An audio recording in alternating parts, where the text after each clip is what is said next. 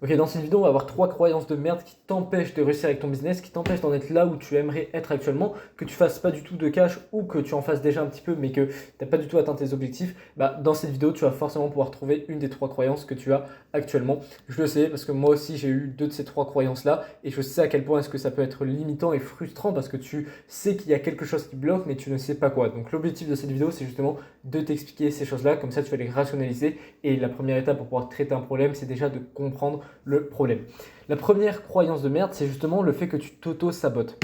Souvent, ça peut arriver, et moi je l'avais il y a de ça encore quelques mois, c'est que tu sais quoi faire pour avoir des résultats, mais tu ne le fais pas et tu préfères faire autre chose dans ton business. Du coup, c'est pas parce que tu es flemmard, parce que tu agis dans ton business, mais tu ne fais pas les choses que tu sais devoir faire. Il y a plusieurs raisons à ça.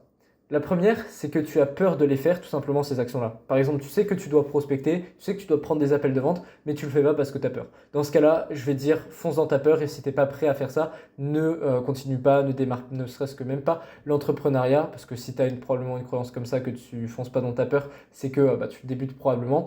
Ne démarre pas dans l'entrepreneuriat, ne persévère pas, parce que de toute façon, tu n'y arriveras pas, parce que tu devras foncer dans ta peur. Et là, tu vois, c'est le premier signe de ça. Si tu n'es pas prêt à le faire, déjà, tu vas stagner. Et même si tu te forces vraiment à le faire, mais qu'après tu te dis plus jamais je le fais, en fait, tu vas jamais progresser. L'entrepreneuriat, c'est constamment foncer dans sa peur, faire des actions que les autres ne font pas, et donc avoir des résultats que les autres n'ont pas. S'il y a des mecs qui font 200-300 cas par mois, c'est parce qu'ils prennent des actions que quasiment personne ne prend et qui les font flipper. Et deuxième raison, du coup, là, ça va être un truc un peu plus deep, c'est que tu penses ne pas mériter ton succès. Ça, je l'ai vu dans une vidéo de Sacha Lane, pour ceux qui connaissent. Il en parle lui, et j'ai trouvé ça méga intéressant et ça avait méga résonné avec moi quand je l'avais vu à l'époque.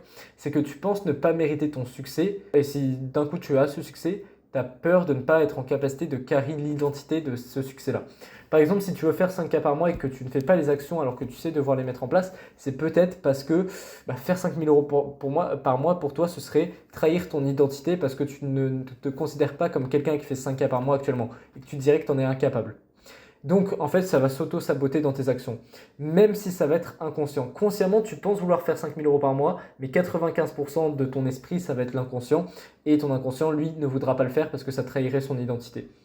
Donc en fait, et aussi du coup, la dopamine que te procure le fait de désirer et t'imaginer faire cet argent-là suffit, donc tu n'as pas besoin d'accomplir dans le monde physique. C'est ces deux choses. C'est un, dissonance avec ton identité, et deux, le fait de désirer ça, ça suffit pour que finalement tu n'agisses pas.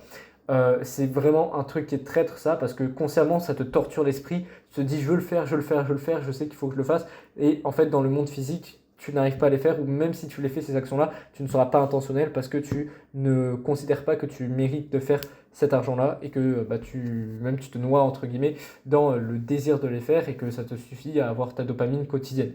Donc vraiment, mon meilleur conseil par rapport à ça, c'est vraiment de te créer déjà le besoin, quelque chose que tu désires au plus profond de toi, qui va te pousser à agir et que tu ne peux pas faire sans ces 5 cas par mois. Peut-être que c'est pas vraiment l'argent qui te drive, le fait de faire 5 cas par mois, mais c'est ce que va te permettre cet argent-là. Par exemple, pouvoir aller voir ta famille dans un autre pays, pouvoir, je sais pas, partir en voyage, pouvoir t'acheter des trucs. En fait, tout ça, il faut que justement tu t'arrêtes de te bullshit et que tu te rendes compte à quel point c'est vraiment, vraiment important pour toi et que tu y penses chaque jour, chaque jour, chaque jour. C'est pas forcément la meilleure énergie parce que du coup, tu agiras par besoin, mais si ça peut t'aider à te remettre dans l'action, c'est vraiment la meilleure des choses pour toi. Et aussi, autre chose, bien évidemment, tu as juste à le conscientiser et ne pas l'écouter. Moi, je sais que je l'ai eu à un moment et au bout d'un moment, j'ai juste dit fuck parce qu'en fait, je voulais plus stagner.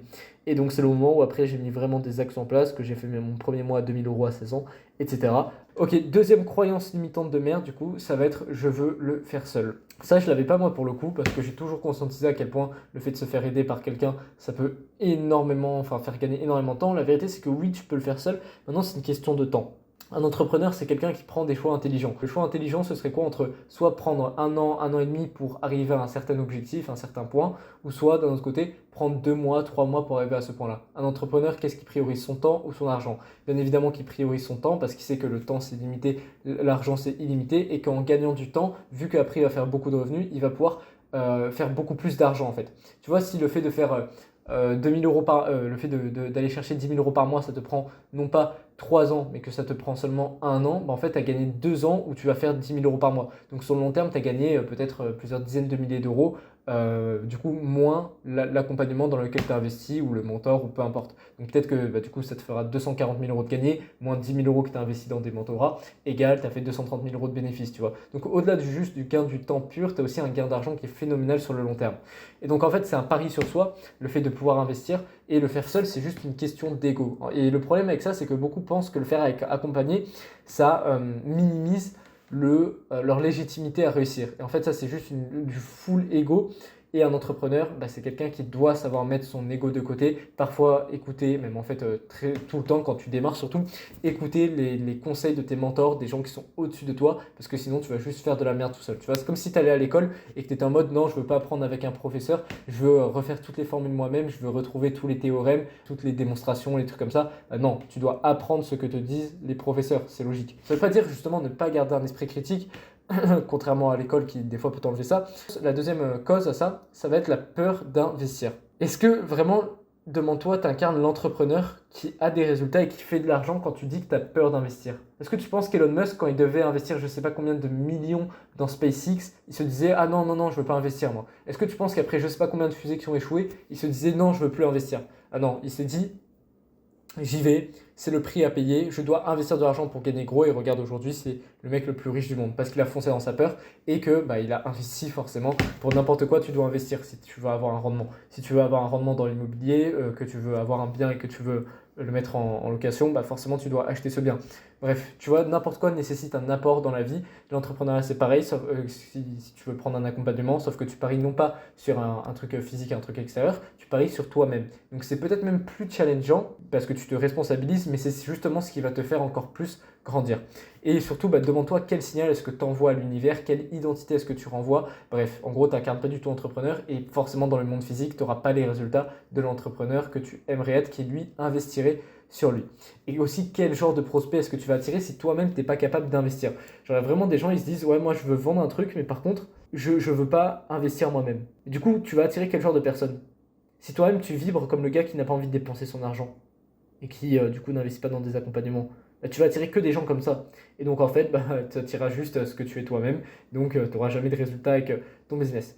Bref, il n'y a pas un cas où en fait ne pas se faire accompagner, c'est bénéfique. Quand tu démarres dans le média, ah oui, si tu as déjà un accompagnement, que tu sais ce qu'il faut faire, etc., notamment le premier cas, oui, ok, mais dans 99% des cas, tu ne sais pas ce que tu ne sais pas, tu ne sais pas ce que tu dois faire et tu dois investir sur toi, surtout si ça te fait peur. C'est justement parce que ça te fait peur que tu dois le faire.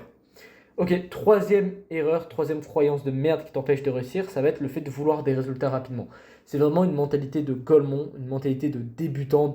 Les gens sont accros aux résultats, c'est toujours les résultats qu'on voit, quand on apprend qu'un mec il a vendu sa boîte je sais pas combien, quand on voit des footballeurs jouer sur un terrain 90 minutes et puis tu regardes leur salaire, ils sont payés je sais pas combien de millions chaque mois, tu te dis putain mais en fait c'est quoi ça? Genre il y a des gens qui travaillent, ils ont un emploi, un diplôme et tout, et ils gagnent 1000 fois moins que eux. Comment est-ce que ça se fait? C'est simplement parce que eux sont passés par le processus, un processus qui a été très complexe, plusieurs années, des doutes, etc. Pas sûr de réussir. Et donc justement, proportionnellement parlant, vu qu'ils ont fait énormément d'efforts et qu'il y a eu énormément de doutes, ils vont gagner proportionnellement parlant cet argent-là ensuite. C'est juste la manifestation de tous les efforts qu'ils ont fait avant. Et c'est pareil avec l'entrepreneuriat. Les gains sont asymétriques par rapport aux actions. C'est-à-dire qu'au début, tu vas mettre beaucoup d'actions en place, tu vas avoir peu de résultats, et puis après, ce sera l'inverse. Tu mettras peu d'actions, mais tu auras beaucoup de résultats. Sur le long terme, quand tu délègueras avec ton business, etc., etc. Donc oui, un business, ça prend du temps, ça se construit et ça demande de l'itération. L'itération, c'est très important de comprendre ça. Tu vois, pour faire 0 à 10 millions par mois, ce qui te sépare, c'est juste des itérations. Tu vois, ces petits traits jaunes, c'est le nombre d'itérations que tu dois faire.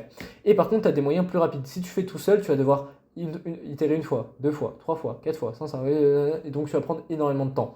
Et du coup, si tu t'auto-sabotes, tu n'itéreras pas et tu resteras toujours au même stade. Par contre, si tu investis de l'argent en toi, que tu fais des actions qui vont te permettre d'aller plus rapidement, en fait, tu sautes simplement d'itération parce que tu as déjà le mec qui t'accompagne qui t'évite de faire ces itérations-là. Ça ne veut pas dire que la réussite est rendue facile, ça veut simplement dire que tu évites de faire des erreurs à la con.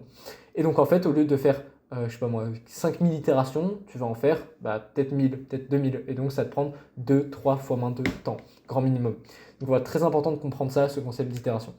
Accepte le processus, Ne te bullshit pas, ne te dis pas ah c'est normal que là ça fait 1 an j'ai pas de résultat avec mon business. Non, ça c'est pas normal. Juste fais ce qu'il y a à faire chaque jour religieusement, intentionnellement parlant, et tu verras que tu auras des résultats tôt ou tard. Mais ne te bullshit pas en te disant oh, je pose toujours la même chose, oh, je travaille dur et du coup je vais avoir des résultats. Non, c'est pas le travail dur qui fait avoir les résultats. C'est plus le travail intelligent que le travail dur. Bien évidemment, travail intelligent et dur, c'est encore mieux, mais si tu dois choisir un des deux, c'est le travail intelligent surtout. Donc sois intentionnel et aussi bien évidemment il faut comprendre que les résultats que tu as maintenant en fait c'est que la conséquence des actions que tu as mises en place ces 6 derniers mois ou même il y a 6 mois. Parce que comme je t'ai dit, il y a des gains qui sont différés par rapport aux actions. Là, tu vas mettre beaucoup d'actions en place et après les résultats, tu les auras que dans quelques mois. Et donc, ça veut dire que ce que tu seras dans 6 mois, c'est que le résultat des actions que tu fais maintenant. Donc, soit tu choisis de mettre en place des actions de merde maintenant et du coup, dans 6 mois, tu vas le regretter. Soit tu choisis de mettre en place des bonnes actions maintenant. Certes, tu vas pas avoir de résultats demain, après-demain, dans une semaine, 2 semaines, c'est comme à la salle de sport. Mais par contre, dans 6 mois, tu regarderas et tu diras putain, ok, c'est bien stylé ce que j'ai fait. Et là, j'ai enfin les gains. Donc voilà, agis, sois constant, vraiment, c'est tout ce que tu dois comprendre ici. Rejoins le canal WhatsApp, premier lien dans la description. Moi, je te dis à tout de suite dessus et à demain pour une autre vidéo.